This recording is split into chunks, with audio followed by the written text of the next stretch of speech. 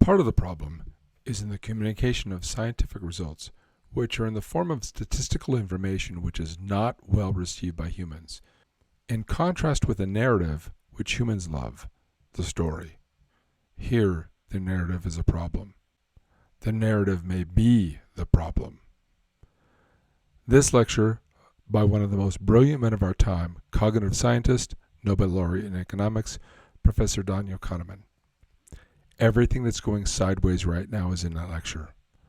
I've got it edited down to the most important and salient clips given the environment we're in. If you're pressed for time, the kicker is in the last two clips. It would seem that we're more afraid of dying of coronavirus than we are afraid of dying.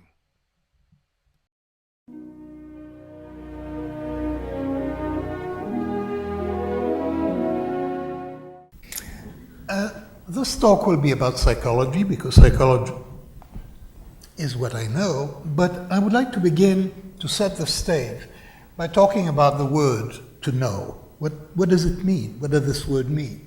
Now, in everyday language, there are two conditions for using the word know: the absence of doubt and the truth of the belief. We only say that someone knows something if that thing is true, if the fact is true. Now, science is knowledge, and scientists have very strong views about what it means to know. You can't be said to know something unless you have objective evidence that would convince another scientist. This is what we think knowledge consists of. So we think we know what it means to know. But in fact, the definition is contested. And this, I think, in the context of communication of science to the public, is really very important. Other communities have very different views about what it means to know and to believe. So, for example, for scientists, believing, unlike knowing, does not carry a guarantee of truth. But this is certainly not true for true believers. True believers believe that what they believe is true. They know it. They have a different conception of what knowing is. And for them, the guarantee of truth is revelation and faithful transmission. And that is sufficient. It's just a different way of knowing. And from their point of view, not ours, but from their point of view, science is just another religion with its own rituals and its own claims, and like all other religions, it's false, or it could be false, or there's certainly no guarantee that it is true. So we have to recognize that the definition of knowledge is contested, and we have to take that into account, I think, in trying to communicate science to people who do not accept our definition or our concept. I want to make it clear, I'm a true believer. It's just that we're not going to be very successful unless we recognize that there is that gap and that other people have very different views about what knowledge is.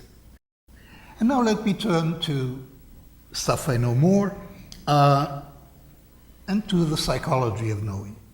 I'm going to talk of two, and I'll call them systems, although they're not systems, and I'll label them System 1 and System 2. And they correspond, to give you a quick introduction to what they are, they correspond to two very different ways in which ideas come to mind. And so you can think of what happens in your mind when you hear 2 plus 2, and something came to your mind. And now think and compare that to what happens in your mind when somebody says 17 times 24. And notice that what happened the first time was completely automatic. You did not decide to do it, you did not intend to do it, it just happened.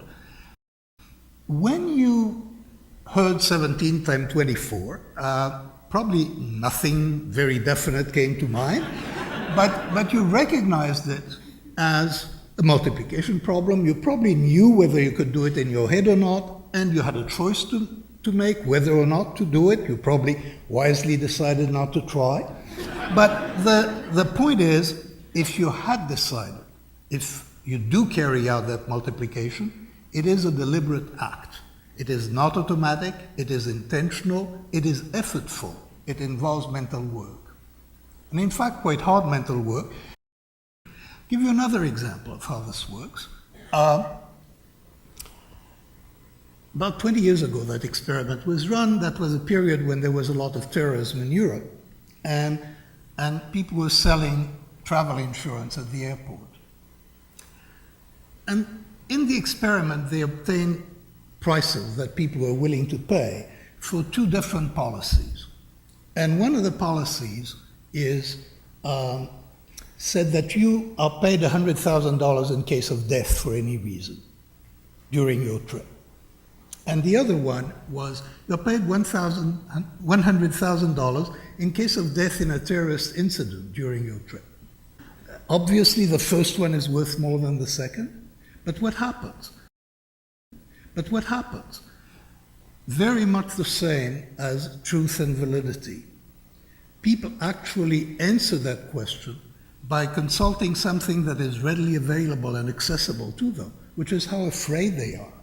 And people are more afraid of dying in a terrorist incident than they're afraid of dying. And that actually is, we can understand that as part of an associative process.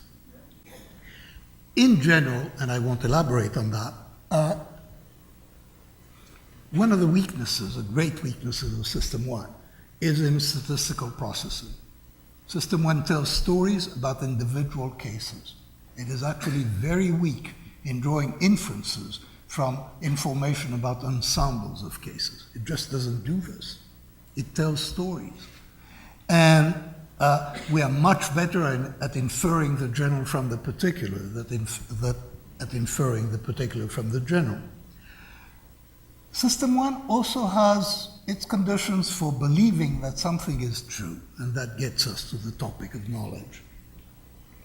Anything that is repeated many times will appear true, or more likely to appear true than something that is not repeated as frequently.